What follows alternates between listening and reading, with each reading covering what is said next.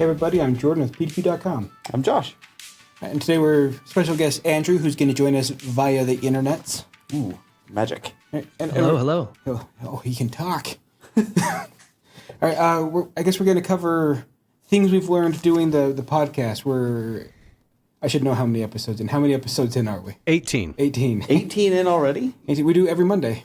We've been pretty consistent. So many. Although we have none recorded for this coming Monday, so You got we'll plenty see of how time. it goes.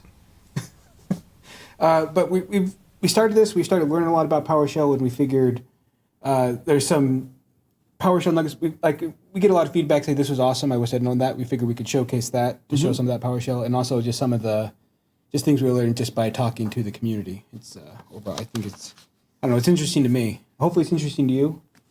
I'm intrigued. I mean, being able to learn something all the time is one of the greatest things about working at PDQ, and being able to do like a PDQ PowerShell podcast is fantastic.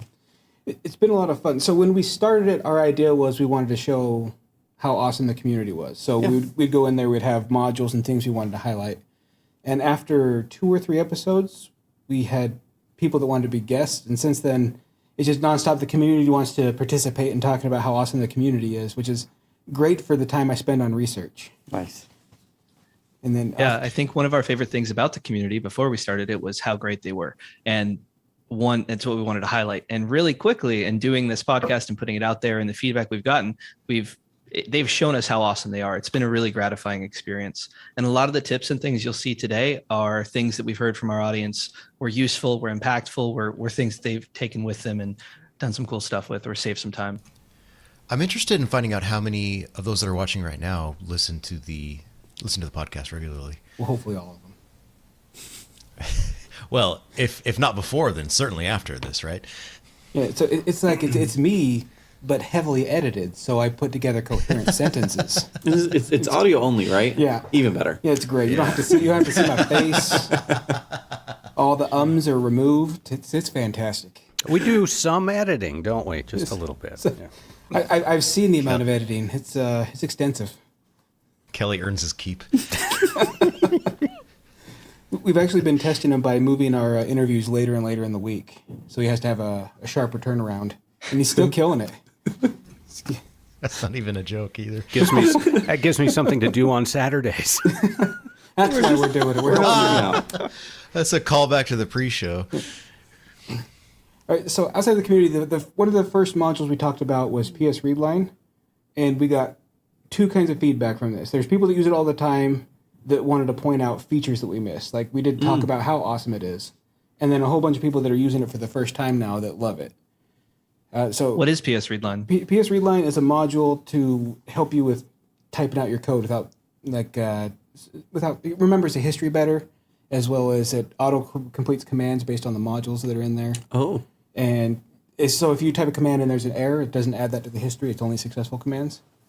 Oh, that's fantastic. Yeah, so that's just on a repo. So it's just install-module PS Readline to get that one. And then there's some customization you can do that one.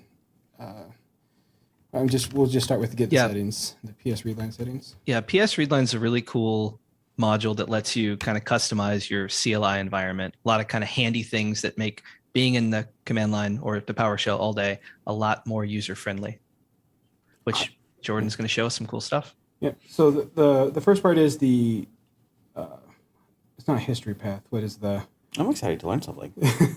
That's what we're here for. The prediction source is now by default with the new version. A new version dropped on Monday. It's going to default to looking at your history and the plugin, where before it wasn't set to anything. And history is just basically the commands you've written, and plugin it looks through modules. So if you're in the Azure space where there's 80,000 modules, it's going to help out a lot with that. Okay, so you're not having to go sort and find all kinds of different. And the other thing it does, and this is new, this is one of my favorite things. So if I do, I don't know what's the command. I'm drawing a blank on running any sort of command. Get network adapter. Get net adapter. Get dash net.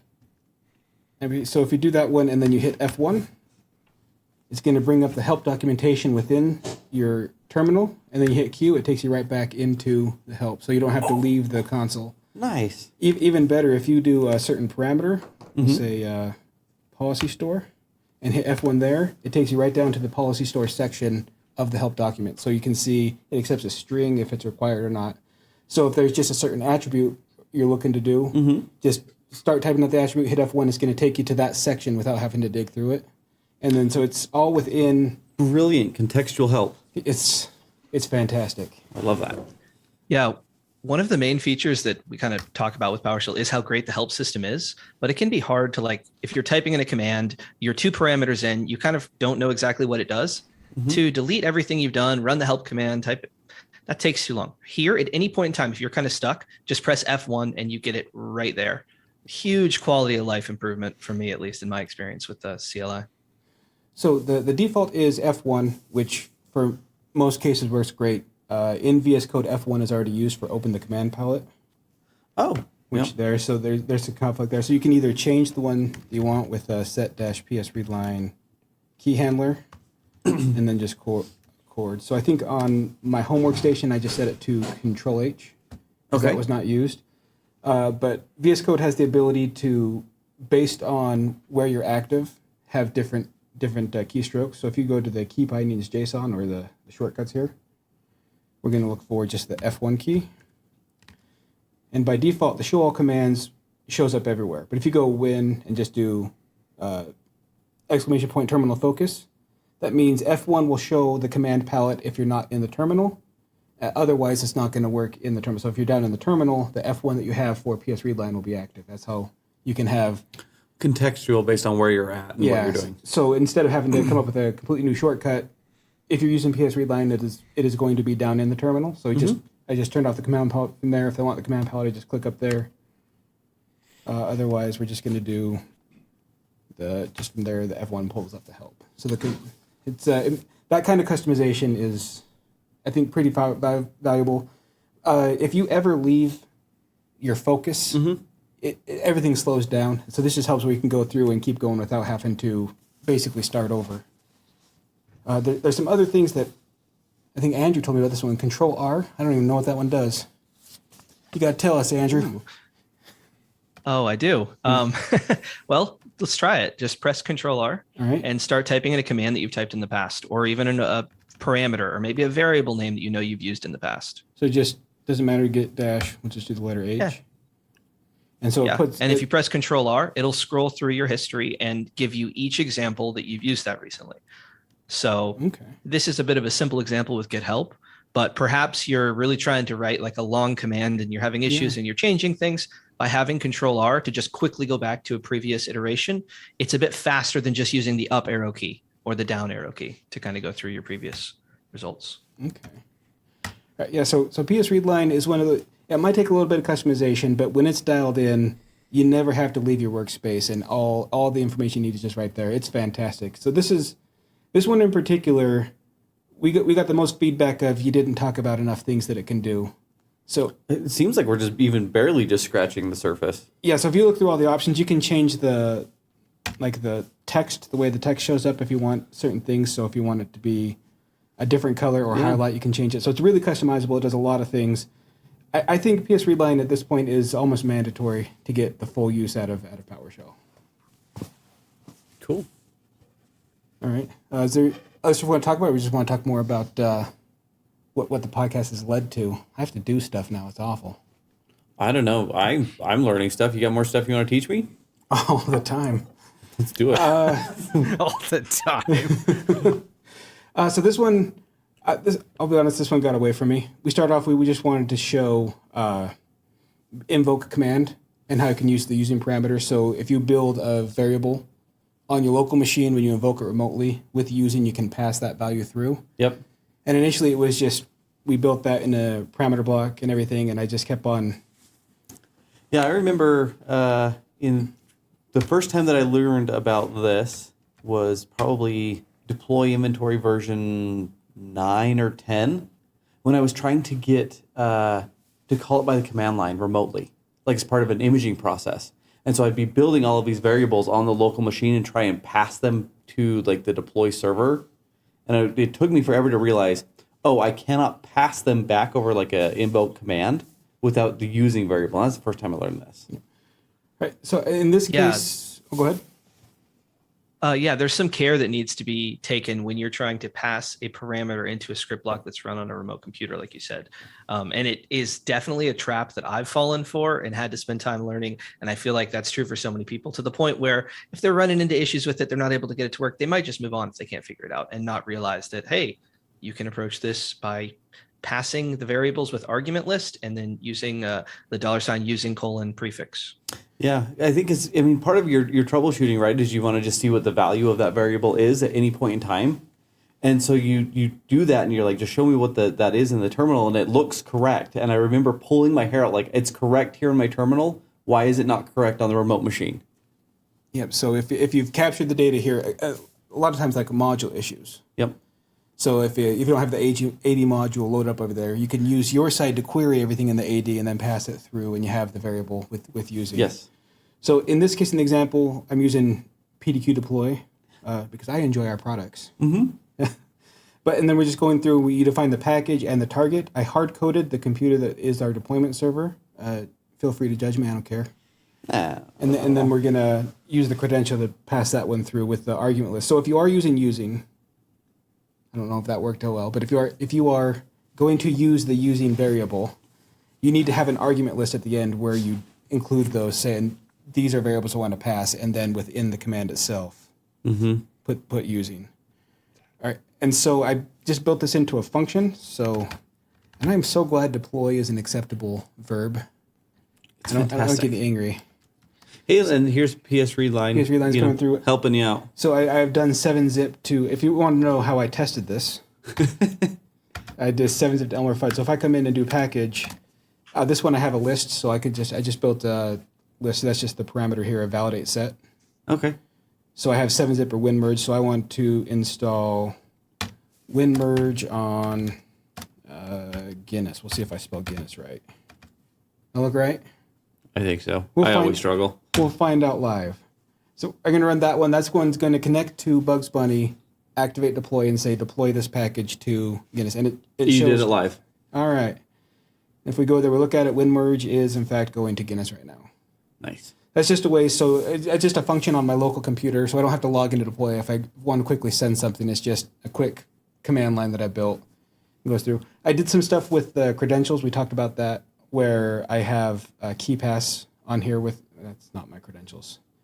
I have a key pass on there where I go and pull that one out. Mm-hmm. So it unlocks based on my instance, so it has to be my computer logged in with my account. On your computer, yeah. But in my sessions in VS Code, that happens automatically. So if I just put the credentials I want into KeyPass, I can pull those in there without having to type in credentials, and I can securely pass through what we need. Nice. But that's just kind of a way to, I guess, add power to running remote scripts. It does require, like, by default, it's going to be blocked. There's ports that have to be opened, and the WinRM service, Windows Remote Management Service, has to be enabled. There's a command to quickly do that one, but if you don't have some way that will allow you to remotely run commands, that's still going to fail. But working together, you can do some pretty cool things with that. Yeah, you can. Yeah, and I think that this also highlights invoke command and running remote commands. I think that a few of our audience members have mentioned that they get a lot of value when they can use PowerShell to quickly query anything that they're troubleshooting. Or like we saw in this example, they have the comfort level to start an executable with arguments on a remote machine without leaving their PowerShell window. With PS Readline, you can get the help without leaving the PowerShell window. All these things really lead to a very nice experience using PowerShell. But with running remote commands and things like that, a lot of times in the PowerShell world, or at least at the news cycle we have, people have some concerns regarding security. And one of at least my favorite episodes, and one that was quite well received, was we did a podcast on PowerShell security with Fred from Microsoft. And that was a great dive into common concerns held towards PowerShell and the reasons that maybe they aren't so valid. Absolutely, yeah. And the big thing from that was when we were talking to Fred, I assumed that the execution policy was security, and he made fun of me. Did he really? He was nice about it. Is it recorded? He said, yeah, it's on the podcast. He said using execution policy for security is like putting a rock in your front yard and hoping a burglar trips on it. And then he breaks down all the better ways to do it. So PowerShell is very secure. Execution policy is not a part of that. Okay, well, so what are the highlights? What are the big takeaway points? So the big one is you have to prevent the ability from PowerShell 2.0 from running your environment, and he covers that in a little bit of detail. But there's a lot one because most of the stuff when PowerShell is exploited is PowerShell version 2 that is still active in there. Yeah. So there's a way to disable that. I believe it's a registry key. It was months ago. I can't remember exactly all the steps he has set into there. And then the other there's a lot of steps required. Mm-hmm. Yep. And then there's another one to completely secure. Yeah, specific language. What is it? Domain specific language? No, not that.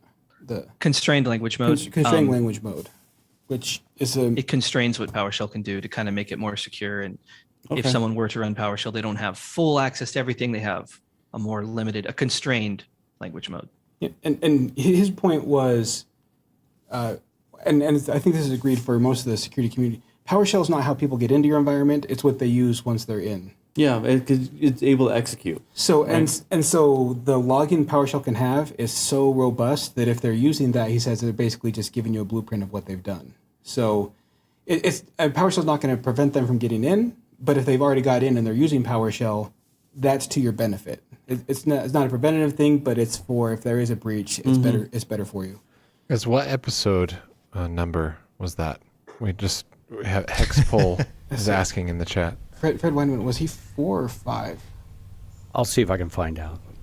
Okay. And, I posted the link in the chat. So with this situation of securing PowerShell, there's a bit that goes into it. And what we found, and what is kind of the case, is some people just block it in their environment. And recently, NSA and many other intelligence agencies have put out some guidelines regarding that. And to quote an article recently, it says this: blocking PowerShell hinders defensive capabilities that current versions of PowerShell can provide. Current versions, keyword. And it prevents components of the Windows operating system from running properly. Recent versions of PowerShell with improved capabilities and options can assist defenders in countering abuse of PowerShell. So it's not just people within the PowerShell community saying, oh, it's so great, you should really use it. It's intelligence agencies. It is people in the security industry encouraging you to take advantage of it, secure it, and use it to secure your environments. So that is episode 8, and we have a GitHub of our show notes where we have a whole bunch of links that he talks about in there as well. All right, let's throw it up. All right, we have a question for you. Guys, you are not using the Windows PowerShell ISE, so are you showing us features only available in the environment you are working in? What are you using? $? Chad B. All right, excellent question. So should we tell them about the ISE? Yeah, so ISE doesn't work with PowerShell 7, which is where all modern updates are going. I think Windows PowerShell 5 is getting security updates, and that's it. Mm-hmm. So ISE is kind of going by the wayside. But as far as what we're using, this would work on the ISE. I'll kind of go through. If you install the module, we're using VS Code. Well, the PS read line would require the module, but as far as the using part, that will work just in ISE by default. So on my thing here, this is PowerShell 7 right here. This is Windows PowerShell. It runs the same thing. As you can see, I typed in that password, and now you know the length of it. Looks like I'll be changing the password later. And it was every time. It was all starred at least. I didn't actually put clear text. You're an all-star, Jordan. It's okay. No quantity. Is this the third time or fourth? This is the second time where I've shown the length of the password through asterisks, but I've only ever typed my password in clear text the once. So I mean, only ever. And that's why I'm talking about security. I'm clearly the expert. As far as the $ question, we're defining the variables here. So I have in the function the parameters that I'm defining, and then I'm just throwing what we put the value down there. And then for the using, it's just $using : and then the name of the variable without the $ in front of it. It just changes the syntax a little bit when you're passing it into that script block. And that's how you pass that through. But it's a regular variable. You just have to put $using : in front of it to pass that through. But it would work just fine in ISE. All right. Are we going to show other new stuff? So one thing we learned about the podcast, because we're talking about the community, and we're talking about engagement, and I can't duck it anymore. I used to always just sit on the outside and not try to participate. Okay. But since we've been doing this, the meetup for Salt Lake for PowerShell is back up. We have one tonight, so I have to the community that way. Last week's episode, Adil, was that last week's episode? Yeah. Monday. Yeah, Adil convinced me to submit to talk at Summit next year. And someone has me out there where they were waiting for my pull request for his module he has up on Git. So by force now, I have to actually, instead of just watching and appreciating the community, I have to take part. You're going to engage. You're going to be an active member. Yeah, so we'll see if they accept my talk. I wouldn't. I'm not very smart. But the meetup I'm excited for. You're really selling that podcast there, Jordan. Yeah, you are. That's what Andrew's there for the smarts. I'm there for the personality. I mean, I'm delightful. Ouch. You are. I'll concede to that. Jordan, I'll definitely say that it feels good to be connected to the community and feel like you're part of something larger than yourself. You know, we're not just two individuals. Now we're part of this community. We're doing our own things. We're telling our audience like, hey, you should get involved. Hey, you should do this. You should contribute. You should put yourself out there and try and network and stuff and blog. And we're doing all those things. And it's really cool because for me, at least, the podcast has kind of given me an excuse or like a deadline to keep growing, keep trying new things, keep meeting new people, keep learning. And it's been so gratifying. Would you like me to post the meetup link here in the chat? Let's do it. It's tonight at 6 Mountain Time. You can join remotely if you're not in the Salt Lake area. We're going to have a speaker. He's going to talk about stucco and templating your code. So, which is incredibly valuable. If you're putting a lot of code up there, having it all be uniform is a big deal. Oh, that's really cool. Yeah, I think in the presentation, he's going to go from not having a module to templating out a module, adding a function or two, and then actually publishing it on the PowerShell gallery. So that'll be pretty fun to watch. I'm excited for that one. So that would be tonight. And then I think going forward, we're aiming for the third Thursday of the month. We're going to try to do one every month. We'll see. And Andrew's got one in Gainesville because I'm not the only one that has to do stuff now. He has to do stuff too. Yeah, Gainesville PowerShell user group, July 12th. Yeah, we're doing a lot of fun stuff. It's cool because Gilbert, who's going to be speaking tonight at your user group in Salt Lake, he was actually a guest on the podcast. And that kind of started that chain of events. Yeah, I abused his generosity and made him do more stuff. So if you're looking to join. You pressured him. Yeah, I think he was episode 15, I think. Okay. All right, and then, so the Gainesville one's going to be Chris Martin, who works at Microsoft, talking about pipelines, which is, you can do a lot of cool stuff messing with the pipelines. So I'm going to be attending that one virtually unless Kelly flies back to Florida. Chris Masters does not work there. He works in Florida. Oh, I thought it was awesome Martin. Guy. I thought it was Chris Martin. Oh, Chris Martin. Oh, I know who you're talking about. I had the wrong Chris. The lead singer of Coldplay? Yes. Well, then he's going to think it's real weird that I hit him up. Yeah. Hit him up with, I saw you're doing this. That's awesome. He's going to think that's real weird. Yeah. Oh. So it is a Chris. I got the first name right. All right. 50%. Either way, you're learning pipelines. Who doesn't like that? All right. I guess another thing we wanted to show is import Excel. This is one we talked about in one of the first episodes, and then we had several guests talk about how much they like this module. You know, I think working with CSVs in Excel and PowerShell has always been one of those things that, for some reason, at least for me, has a pretty steep learning curve. Like, I'm not sure why, but my brain and CSVs and PowerShell it never clicked. And it's because they're terrible and awful, and they should feel bad. Oh, well, I'm glad it's not just me then. So what we're going to do is we're just going to, let's say you ran a whole bunch of reports with inventory. We're going to use the import Excel to grab all those CSV files, put them in different workbooks in a single Excel. So you're sending one document to your boss. So you're kind of working around that auto report feature that's in inventory. Like you've got a bunch of reports that are kind of dumping out to CSVs, but you don't want to send an individual email with 15 different. You're going to wrap them all up into one. Yep, and so they could just cycle through the different workbooks. Nice. All right. Yeah. So in this example, we're using PDQ inventory reports, but really it could work with any CSV that you're trying to work with and change into Excel. Okay. So your first line here, like you're looking in the path, see temp reports for anything that is a CSV, right? Yeah, so you can't mass import CSVs with import.csv. So I'm using get child item to grab all the paths. Then I'm going to do a for each loop for each one because it'll have the path in there. Okay. So That's how I would do it. I'm glad. I was concerned I was doing it wrong, but to have your approval is pretty good for me. All right, and Jake, I want to see you become a PowerShell expert. Maybe I will. Maybe I will. Yeah, there you go. So, full disclosure, while this is awesome and I've seen it be awesome, something about it doesn't click with me. And I think Import Excel is my most complete and total failure to date. Really? Yeah, like normally if I'm failing, at least I'm learning something and coming up with, I can do this in the future. With this one, it was absolute. I learned nothing, and Andrew came and bailed me out. But you'll see when we put the commands together, we might be able to make a little bit of sense for it from it. And yeah, it's going to look real easy. You're going to be like, what are you, stupid? And yes, but that's not why. It's just... No, I think it highlights a point where even if you are at the point where you've written scripts successfully and have done things, you can still get caught up and have issues and need help. We all do. And it saves a lot of time when people ask for help and bring up those issues and reach out. Yeah. So it's kind of that callback to the community, right? Like in our case, there's a bunch of us here at PDQ you can go to for help. But in other cases where you're not able to walk down the hall or hit somebody up on Slack, the community is a fantastic resource, to help when you do hit that wall.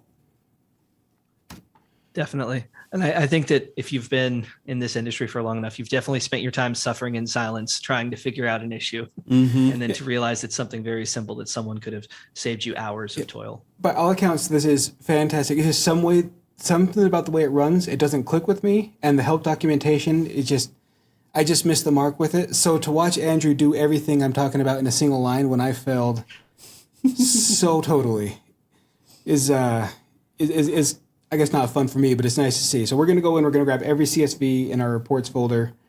We're going to, for each one, import the CSV, going to export it as Excel to the new So final. you're importing all of those CSVs into the pipeline. So they're all in the pipeline, and then you're going to take all of them and pipe them to export Excel. Since it's for each, it's going to do it one by one, Yep. but it's going to go through each one, and then it's going to put it in a document we're creating called final.xl. Is that the right extension for Excel? Yes. XLSX, right? Yep. And then we're just going to give it the worksheet name based on the base name of the document. So whatever we named the report is what's going to be the name of the tab. Okay. All right, and we'll see if building it live. Let's do it live. What's the worst that could happen? We'll find out. I would add the -show argument to export Excel just so it automatically opens for you. Oh, that would have made it way easier. See, even now, he's like, hey, dude, come on. Like every time I've seen this thing in action, it blows me away. Every time I try to use it, it hurts my feelings. Yeah, so we had a bunch of CSVs that got dumped into this XLSS. Yep, so if we go through, now for every report we have, each one has a tab based on the name of the report we had with all the data in there. And apparently we have a service named on a computer. Huh. Neat. I'm going to assume that was me. Yeah. Yeah. Or your computer is just screaming for help and you're ignoring it right now. But all right, yeah, we'll just roll with it. Like when I get on the service, it's like, well, apparently Jordan's been in here because this is nonsense. I made that. No, and it's like, yeah, I'm sure I'll use that in the future. I'm going to go look at that computer later and figure out. I want to Why see you what registered a service as Yeah, I want to see exactly what it's doing. I'm excited now. This is going to be fun for me after this. Cool. All right, so that's kind of the three things for PowerShell that we've gotten the most feedback on, that it's either we need to explain more on or is useful. Is there anything else that you can think of, Andrew, that we should cover?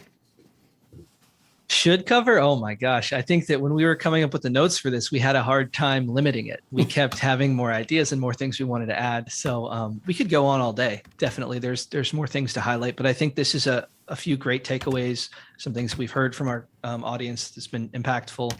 I think that one worth mentioning might be Plaster. You'll hear about it more tonight if you attend the talk, but Plaster is basically a way to use files, template files, and replace text in them, so you can have a template and create a module based on your template or a function based on your template. Or in our situation with the podcast, we create our show notes each week from a template. So I created a plaster template on our GitHub that will accept the description, the name of the podcast, I think those are it. And then it generates the show notes, because I had to do that for like 17 shows. So I figured I would just use a template to automate most of it. Nice. Yeah. I guess there was one thing on an episode where I got giddy with excitement, and it's simple when you think about it. There's the PS providers. How PowerShell, you can go into certs, the certificate store. You can go into the registry, and you can use it like you can go anywhere. Browse it. Your functions you build are a PS provider. So if you build a function, you can just go into that function that way, and control it. So I had no idea.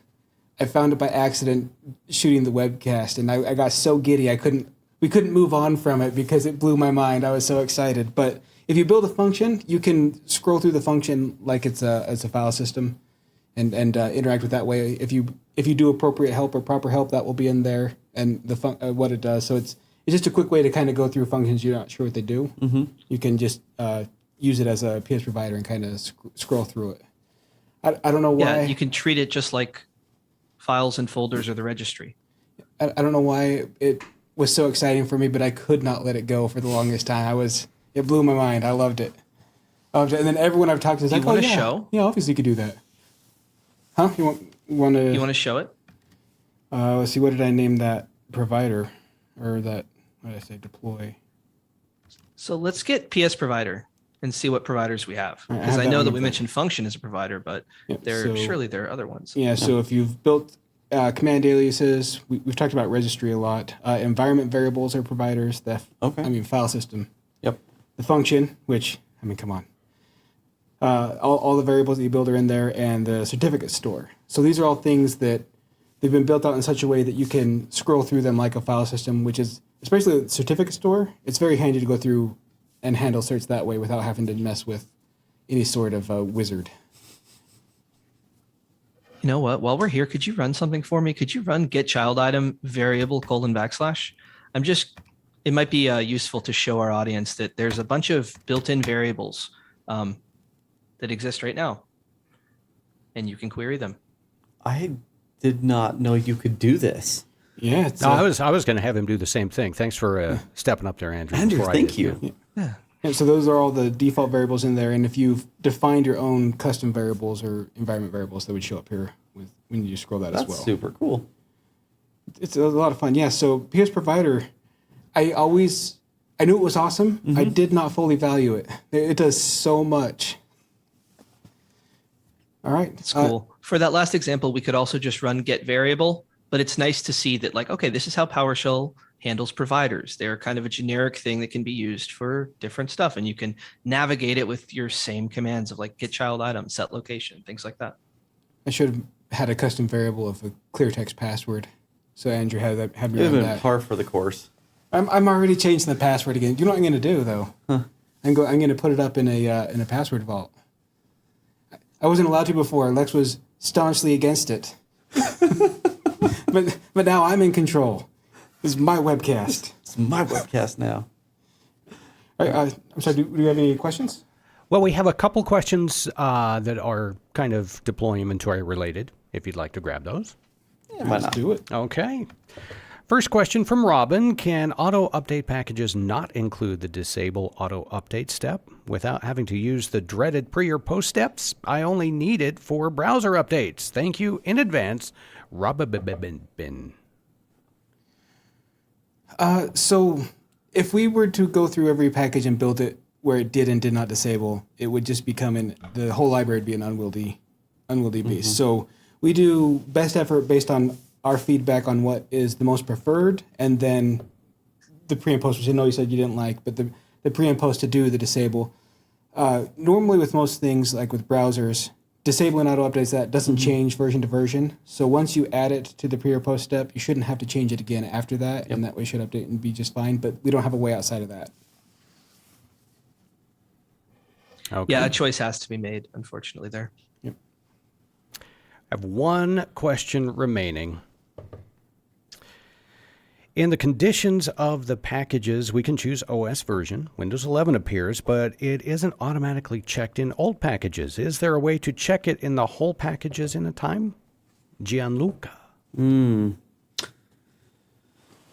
trying to think if there's a way to programmatically go back and add that to previous built packages.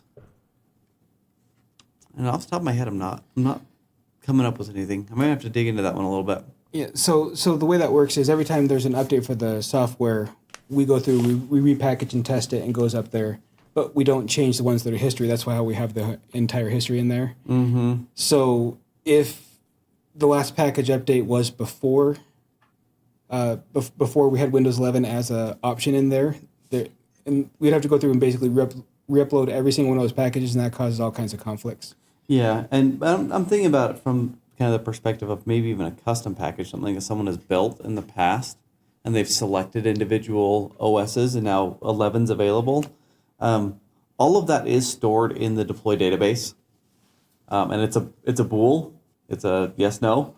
I can't think of a way to do it other than writing a script to go through the database and do it directly, but I wouldn't suggest that. I don't know if they have a CLI to do it, so you're basically going to be doing a SQL query. Yes. Yeah, you're building some SQL to go in there and change it on all of them, unfortunately. We have someone who snuck one more question in. All right. How can I check for a running process, Revit.exe, in a deployment step for go/no-go? Basically, if Revit.exe not running, then true, proceed with next step. Thank you, Chad B. So I don't know if there's a better way, but you could have a PowerShell step that queries like get-process for the process you're looking for, yep, and then a collection based on the results of that, running or not running, and then have that be a condition for the next step. You're probably going to want to have a scan in there. So yeah, PowerShell step, get process, scan for, and it could be a very quick scan if you're looking for a single process, and then have the collection be the condition. The other thing that I've done is the same thing. It's a get process, and if true, set a custom exit code, like exit 111, and have that either be a success or failure code for that package step. Okay. So based on what you want to do, so the package could halt if it found it, or it could continue if you run exit 111, and that's a success code. That would definitely run much faster, and then you're saving the scan in the middle. Mm-hmm. Do that one. Josh wins. Yeah, I like that with the exit codes. Alternatively, you could use the throw statement to throw a custom error. It'll still fail, but you could say like Revit was running, for example. Yeah. And then you don't have to remember, wait, what did this random numerical value I throw in here mean? Okay. All right, so I knew I was wrong when you started talking, and Andrew's like, oh, yeah, do that one. Boo, Jordan. All right, so thanks for tuning in. I thought some of the PowerShell that we've talked about, like, it's nice to get feedback, because normally I talk about PowerShell and I assume it's awesome. With the podcast, I'm getting more feedback on which ones actually have been received better, so it gives me a better idea what to talk about, which I love. So hopefully in the future we can come up with more PowerShell that we can come up and showcase. For PDQ.com, I'm Jordan. I'm Josh. Thank you for joining our webcast today and watching every week. And we also encourage you to check out the PowerShell podcast available on, well, wherever you get your podcasts. And if you could do us a solid, like and subscribe to our YouTube channel. We'd really appreciate it. Have a fantastic week, and we'll see you back here next time.